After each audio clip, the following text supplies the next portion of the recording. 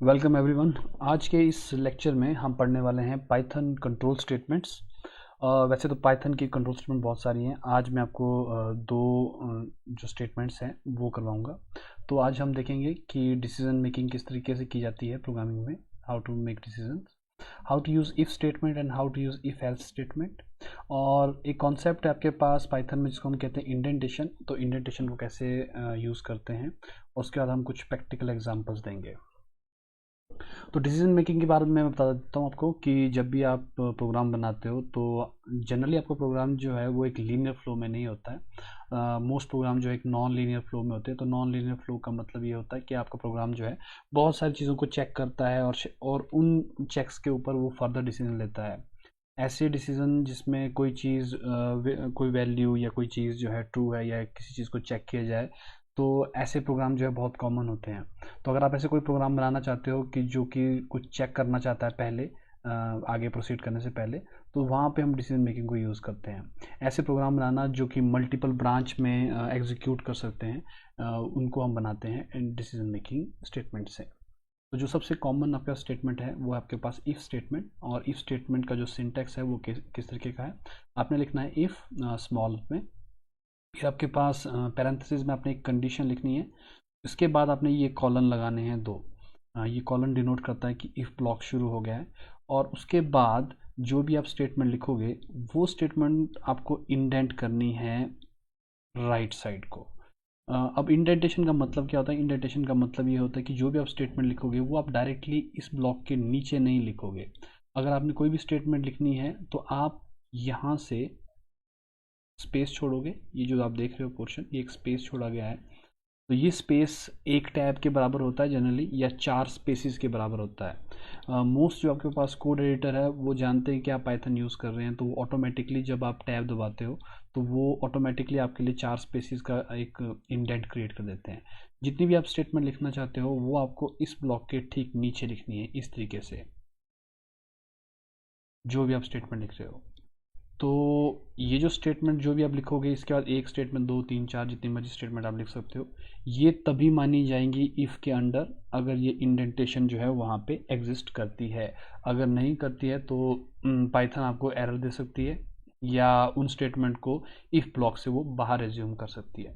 तो इंडेंटेशन का आपको ध्यान रखना पड़ेगा। मैं आपको ये प्रैक्टिकल एग्जाम्पल के साथ भी समझाता हूँ।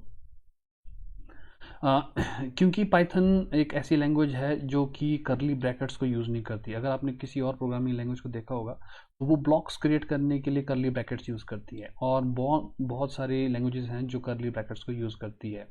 जनरली पाइथन जो है एक पहली लैंग्वेज है जो कि इंडेंटेशन को यूज़ करती है ब्लॉक डिनोट करने के लिए। तो इंडेंटेड ब्लॉक जो है, जो जहाँ से भी आप इंडेंटेशन शुरू करोगे वहाँ से आप या तो एक टैब छोड़ोगे या फिर 4 स्पेसिस छोड़ोगे। ये चीज़ मार्क करती है एक इंडेंटेड ब्लॉक का। तो मैं आपको इसको एज ए प्रैक्टिकल एग्जांपल समझाऊंगा कि कैसे करना है। अगर आप किसी और लैंग्वेज को देखोगे जैसे कि सी, सी प्लस प्लस या जावा, वहाँ पे अगर आप इफ़ कंडीशन को देखोगे तो वो कैसे लिखी जाती है। वहाँ पे इफ़ होता है और ब्रैकेट्स के अंदर आप कंडीशन को लिखते हो, और वो ब्लॉक क्रिएट करते हैं करली ब्रैकेट्स लगा के इस तरीके से। तो करली ब्रैकेट जहाँ से शुरू होती है और जहाँ तक ख़त्म होती है, इसके अंदर एक ब्लॉक क्रिएट हो जाता है, और वो ब्लॉक जो है इफ़ के अंदर माना जाता है। लेकिन क्योंकि हम पाइथन यूज़ कर रहे हैं और पाइथन में ये करली ब्रैकेट्स नहीं होते, तो करली ब्रैकेट्स जो हैं मतलब ब्लॉक के लिए नहीं होते। तो वहाँ पे आप क्या करते हैं, आप इफ़ स्टेटमेंट लिखते हैं, कंडीशन लिखते हैं, यहाँ पे कॉलन लगाते हैं, और उसके बाद यहाँ पे स्पेस छोड़ते हैं। कितना स्पेस छोड़ना है आपने? 4 जो आपके पास स्पेस बार है उसके बराबर, या फिर एक टैब के बराबर। ये जो जगह है ये डिनोट करती है कि जो भी स्टेटमेंट आगे लिखी गई है वो इस इफ़ ब्लॉक के अंडर है। अगर आपने यहाँ से 4 स्पेसेस नहीं छोड़े हैं तो इस तरीके से आपका स्पेस दिखना चाहिए इफ़ के अंडर। अगर आप जो भी स्टेटमेंट लिखोगे वो आपने इसी इंडेंट में लिखनी है। अगर आप नहीं लिखोगे तो वो इफ़ कंडीशन से बाहर मानी जाएगी। तो ये आपके पास इफ़ ब्लॉक का एक एग्जांपल है। तो यहाँ पे ये जो कंडीशन है आप देख रहे हो, ये कंडीशन जो है टेस्ट की जाती है, और ये अगर ट्रू और फॉल्स आती है उसके ऊपर ये स्टेटमेंट जो है आपकी पाइथन की ये रन करती है। तो जनरली जब आप इफ़ कंडीशन लिखते हो तो जब ये कंडीशन ट्रू होती है तो ये वाला स्टेटमेंट जो है रन करता है जो इफ़ के डायरेक्टली नीचे होता है। हम इसको ट्रू ब्लॉक बोलते हैं। तो ट्रू ब्लॉक तब चलता है जब ये कंडीशन ट्रू होती है। तो इफ़ ब्लॉक को आप कहाँ यूज़ करोगे, आप वहाँ पे यूज़ कर सकते हो जहाँ पे आप कुछ चीज़ टेस्ट करना चाहते हो, क्योंकि आप जानते हो कि इफ़ कंडीशन तभी चलेगी जब आपकी कंडीशन जो है वहाँ पे ट्रू होगी। तो अगर आप चेक करना चाहते हो कोई किसी चीज़ को प्रोसीड करने से पहले, तो आप वहाँ पे इफ़ कंडीशन को लगा के उसको चेक कर सकते हो। एक इसी का एक वेरिएंट है जिसको हम इफ़ एल्स ब्लॉक कहते हैं। तो इफ़ एल्स ब्लॉक में क्या होता है कि इफ़ के साथ एक और ब्लॉक अटैच कर दिया जाता है, हम उसको एल्स ब्लॉक कहते हैं। और वो एल्स ब्लॉक जो है ये तब रन करता है अगर आपकी कंडीशन फॉल्स होती है। तो इफ़ एल्स में आपके पास दो ब्लॉक बन जाएंगे, एक ब्लॉक जो होगा ट्रू ब्लॉक होगा और एक ब्लॉक जो होगा फॉल्स ब्लॉक होगा। तो इसका जो सिंटेक्स है वो भी बिल्कुल सिमिलर है। आपने लिखना है इफ़, उसके बाद लिखनी है अपनी कंडीशन, कॉलन लगाना है, उसके बाद आपने इंडेंट करना है स्टेटमेंट 1। तो इंडेंट करके इफ़ के नीचे वाली स्टेटमेंट जो है ये ट्रू ब्लॉक है। और आप देखोगे आपको एक और चीज़ लिखनी है एल्स। अब एल्स जो है वो इंडेंट नहीं होगा, वो डायरेक्टली इफ़ के नीचे लिखा जाता है इस तरीके से, और उस एल्स के आगे भी कॉलन लगाया जाएगा। अब इसके आगे वाले स्टेटमेंट को अगर आप इंडेंट करोगे तो वो स्टेटमेंट एल्स के अंडर मानी जाएगी। तो इस तरीके से आपको इफ़ और एल्स को लिखना पड़ता है। अगर आप इंडेंट नहीं करोगे तो वो स्टेटमेंट जो है एल्स के अंडर मानी नहीं जाएगी। तो इफ़ के बाद अगर आप इंडेंट करते हो तो वो इफ़ के अंडर है, एल्स के बाद अगर आप इंडेंट करते हो तो वो एल्स के अंडर है। इस तरीके से आपको इफ़ एल्स लिखना पड़ेगा। अब इन दोनों में से सिर्फ एक ही स्टेटमेंट चलेगी, और वो कौन सी स्टेटमेंट चलेगी वो इस कंडीशन पर डिपेंडेंट है। अगर कंडीशन ट्रू है तो ये ट्रू ब्लॉक चलेगा, और अगर ये कंडीशन फॉल्स है तो ये फॉल्स ब्लॉक चलेगा। दोनों में सिर्फ एक ही स्टेटमेंट जो है वो चलने वाली है। तो ग्राफिकली अगर आप इसको देखना चाहोगे दोनों में क्या फ़र्क है इफ़ और इफ़ एल्स में, तो आप देखोगे इफ़ में सिर्फ एक ट्रू ब्लॉक होता है। तो अगर आपकी कंडीशन ट्रू है तभी वो चलता है, अगर फॉल्स है तो आप डायरेक्टली फाइनल ब्लॉक की तरफ चले जाते हो, यानी नेक्स्ट लाइन पे चले जाते हो। पर जो आपके इफ़ और एल्स है उसमें दो ब्लॉक होते हैं, एक ट्रू ब्लॉक होता है, एक फॉल्स ब्लॉक होता है। तो दोनों में से सिर्फ एक ही चलता है। तो अगर कंडीशन ट्रू है तो ट्रू ब्लॉक चलेगा और उसके बाद आप फाइनल ब्लॉक में चले जाओगे, यानी नेक्स्ट लाइन पे चले जाओगे। और अगर कंडीशन फॉल्स है तो फॉल्स ब्लॉक चलेगा और उसके बाद आप नेक्स्ट कंडीशन पे यानी नेक्स्ट स्टेटमेंट पे चले जाएंगे। तो ये दोनों के बीच में जो डिफरेंस है इफ़ और इफ़ एल्स स्टेटमेंट में, ये इस तरीके से बनाया गया है।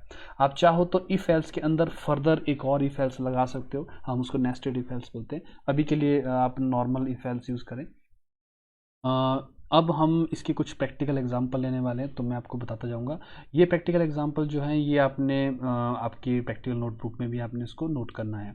तो मैं आपको तीन एग्जांपल करवाने वाला हूँ। एक है आपके पास write a program in Python to check if a person can vote और नॉट। आपने एक ऐसा प्रोग्राम बनाना है जो कि चेक करता है कि पर्सन वोट कर सकता है कि नहीं कर सकता है। आप यूज़र से उसकी एज पूछते हो और आप उस एज के अकॉर्डिंगली डिसीजन लेते हो कि वोट कर सकता है या नहीं कर सकता है। दूसरा आपके पास है write a program in Python to check greater number between two numbers. आपको दो नंबर दिए गए हैं और आपने ये पता करना है कि कौन से दो नंबर जो हैं उनमें से बड़ा कौन सा है। तीसरा आपके पास है write a program in Python to check if user enters a secret code correct और नॉट। आप यूज़र जो है, यूज़र से आप एक सीक्रेट कोड मांगोगे और आप देखोगे कि उसने वो कोड जो है वो करेक्ट लिखा है या नहीं लिखा है। तो इन तीनों प्रोग्राम को मैं आपके सामने सामने बनाऊंगा और आपने उसको देखते जाना कि मैंने वो किस तरीके से बनाया। तो शुरुआत हम करेंगे इस वाले से, यानी कि वोटिंग वाले प्रोग्राम से। बहुत सिंपल सा प्रोग्राम है। तो लेटस ऐसा करते हैं, यूज़र से हम इनपुट करवा लेते हैं एज उसकी। तो मैं आपको कहता हूँ एंटर योर एज। अब आप जानते हो कि जो इनपुट फंक्शन है वो स्ट्रिंग लेता है, तो हम इस एज को हम चाहते हैं कि वो नंबर हो, तो मैं इस स्ट्रिंग को कन्वर्ट कर दूंगा एक इंटीजर में। ठीक है, तो मैंने जैसे आपको पिछली बार भी बताया था, आपने इस पूरी स्टेटमेंट को इंट के अंदर बंद कर देना है इस तरीके से। तो अब आपके पास जो एज है वो एक इंटीजर बन जाएगी। अब आपने चेक करना है कि ये एज जो है 18 से बड़ी है या नहीं है। तो अगर 18 से बड़ी है तो वो वोट कर सकता है, अदरवाइज वो नहीं कर सकता है। तो मैं लिखता हूँ if age is greater than और इक्वल टू 18। अगर एज जो है 18 से के बराबर या बड़ी है तो कॉलन लगाता हूँ। अब आप देखोगे जैसे मैंने एंटर किया तो विजुअल स्टूडियो कोड जानता है कि मैंने इफ ब्लॉक स्टार्ट किया था, तो ऑटोमेटिकली उसने मेरे कर्सर को 4 स्पेसेस आगे कर दिया है इंडेंट वाली जगह पे। ठीक है, तो मैं एक स्टेटमेंट लिखता हूँ प्रिंट यू कैन वोट। तो ये एक एग्जांपल बन गया। मैं अभी एल्स ब्लॉक नहीं लिखूंगा। तो आप देख रहे हो ये जो पोर्शन आपको दिख रहा है, ये जो गैप आपको दिख रहा है 4 डॉट्स के अंदर दिख रही है, ये 4 स्पेसिस हैं। तो ये 4 स्पेसिस डिनोट करते हैं कि ये जो स्टेटमेंट है मैंने लिखी हुई ये किसके अंडर है, ये अंडर है इफ ब्लॉक के। ठीक है, अगर मैं ये 4 स्पेसिस यहाँ से हटा दूँ तो ये स्टेटमेंट प्रिंट से बाहर हो जाएगी ऑटोमेटिकली। तो मैं इसको रन करके दिखाता हूँ अभी आपको। तो ये आ रहा है एंटर योर एज, मैं एंटर करता हूँ 20, तो यू कैन वोट। ये तभी चलेगा जब मेरी एज जो है ग्रेटर देन 18 होगी। अगर मैं कोई एज छोटी डाल देता हूँ, जैसे 2 डाल देता हूँ, तो ये वाली स्टेटमेंट नहीं रन करेगी। तो इफ़ ब्लॉक तभी चलता है जब आपकी स्टेटमेंट जो है वो ट्रू होती है। अब मैं क्या करता हूँ, इसी इफ़ ब्लॉक में एक एल्स ब्लॉक ऐड कर देता हूँ। और एल्स ब्लॉक मुझे कहाँ ऐड करना है, डायरेक्टली इफ़ के नीचे। आप देखोगे ये इफ़ के ठीक नीचे मैंने एल्स ब्लॉक लिखा है। ये डिनोट करता है कि ये इफ़ और एल्स जो है आपस में जुड़े हुए हैं, ठीक है। तो अब मैं दूसरी स्टेटमेंट लिख रहा हूँ।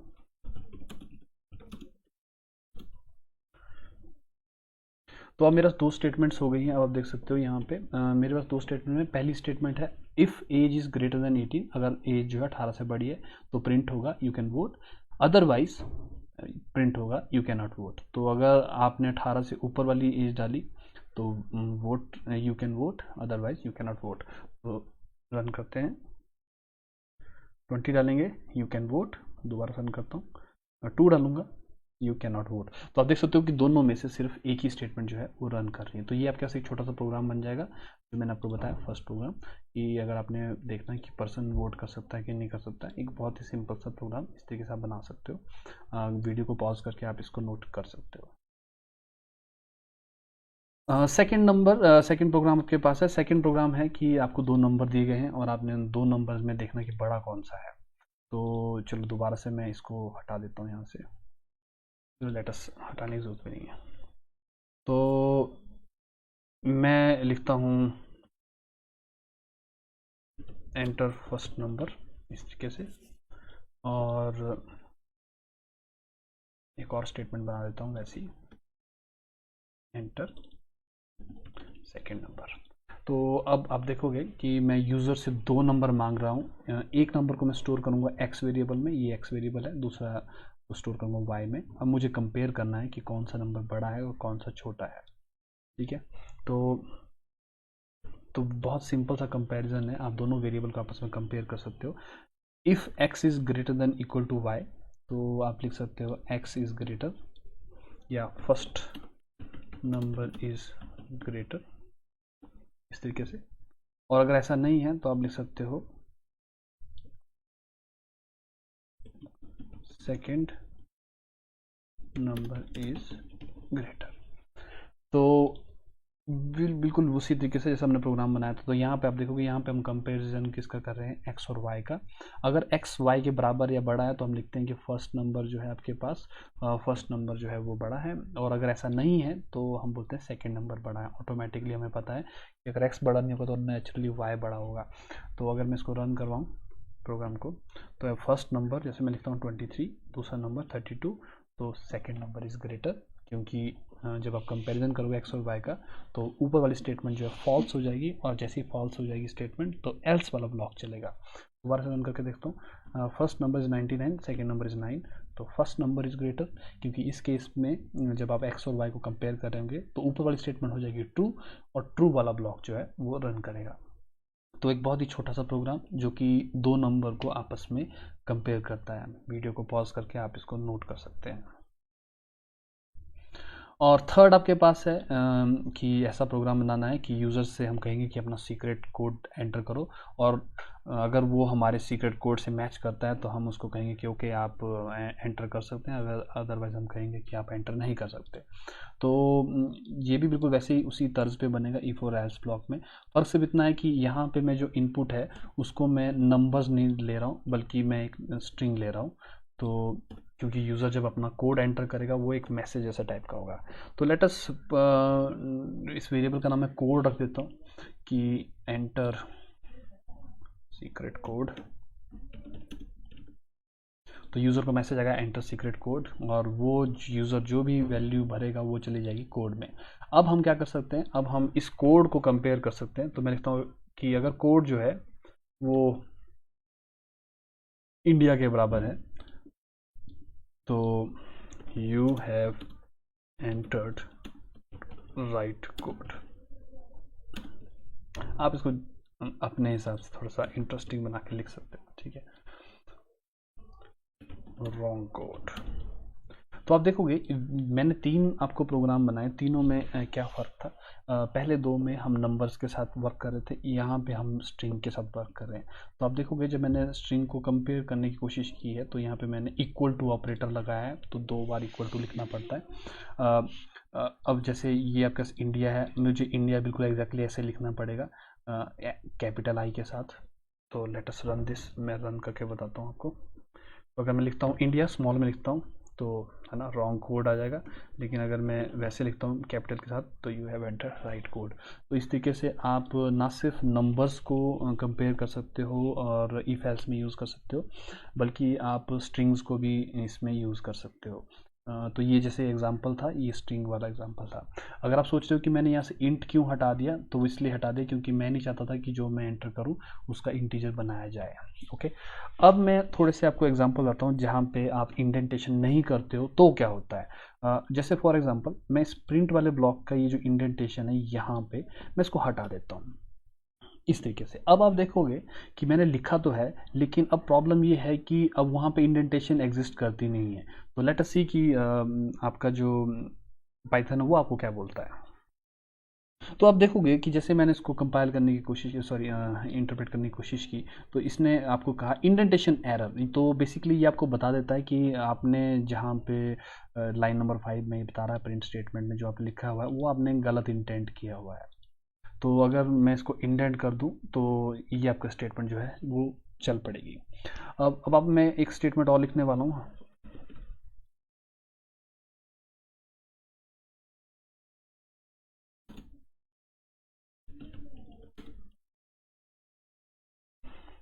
इस तरीके से अब आप देखोगे ये जो स्टेटमेंट मैंने लिखी हुई है प्रिंट की, ये एल्स ब्लॉक के अंडर नहीं है। यहाँ पे आप देख रहे हो ना, अगर अगर मैं यहाँ पे टैब देके इस तरीके से इसके नीचे ले आऊँ मैं इसको, तो ये ब्लॉक जो है एल्स ब्लॉक में चला जाएगा। ओके, तो जैसे रन करके देखते हैं अभी, तो आप देखोगे रॉन्ग कोड और साथ में ग्रेट कोडर भी आया हुआ है। लेकिन अगर मैं इसको हटा दूं, अब ये स्टेटमेंट जो है ये एल्स ब्लॉक में नहीं है, या मुझे ऐसा कहना चाहिए कि अब ये इस पूरे इफ़ एल्स ब्लॉक में ही नहीं है। ये एक नॉर्मल सी स्टेटमेंट है जो मैंने सबसे लास्ट में लिखी हुई है। तो इररिस्पेक्टिव कि इस कोड का क्या होता है, ये लास्ट वाली स्टेटमेंट हर बार चलेगी क्योंकि ये ना तो इफ़ में है ना ये एल्स ब्लॉक में है। तो रन करके बताता हूँ मैं अभी आपको। तो जैसे मैं लिखता हूँ टेस्ट, तो आप देखोगे wrong code the great coder. और अगर मैं राइट कोड लिखता हूँ तो you enter code right code and मैंने सेव नहीं किया, sorry, let us save this India. तो ये जो स्टेटमेंट आप लास्ट में देख रहे हो द ग्रेट कोडर, ये इररिस्पेक्टिव कि आपने क्या वैल्यू भरी थी ये फिर भी रन करेगी। क्यों? क्योंकि ना तो ये इफ़ ब्लॉक में है ना ये एल्स ब्लॉक में। तो ये आपको बिल्कुल ध्यान में रखना पड़ता है कि जो आप स्टेटमेंट लिख रहे हो उसको आपने प्रॉपरली इंडेंट किया है या नहीं किया है। अगर आप उसको इंडेंट करोगे तो वो उस ब्लॉक में मानी जाएगी, और अगर आप इंडेंट नहीं करोगे तो वो उस ब्लॉक से बाहर मानी जाएगी। तो आपको बस ये ध्यान रखना है कि पाइथन किस तरीके से इस तरह की इंडेंटेशन को यूटिलाइज करती है। शुरू शुरू में थोड़ा सा मुश्किल हो सकता है, इसीलिए मैं रिकमेंड करूँगा आपको कि आपने ऐसा कोड इन्वायरमेंट यूज़ करना है जो आपकी हेल्प करे इंडेंटेशन में। इसीलिए मैं आपको रिकमेंड करूँगा कि आप विजुअल स्टूडियो कोड यूज़ करो। अगर आप विंडोज़ पे यूज़ कर रहे हो तो विंडोज़ पे भी कर सकते हो और लिनक्स पे भी कर सकते हो, क्योंकि मैं मानता हूँ कि विजुअल स्टूडियो कोड जो एक बहुत अच्छा आपका कोड एडिटर है। अगर आपको इससे रिलेटेड कोई भी प्रॉब्लम्स हो तो काइंडली कमेंट में मुझे लिखते हैं, मैं आपको बता दूंगा। और ये जो 3 मैंने प्रोग्राम यहाँ पे लिखे हुए हैं, ये तीनों के तीनों प्रोग्राम जो है ये आपने अपने प्रैक्टिकल नोटबुक पे भी कंप्लीट करने हैं।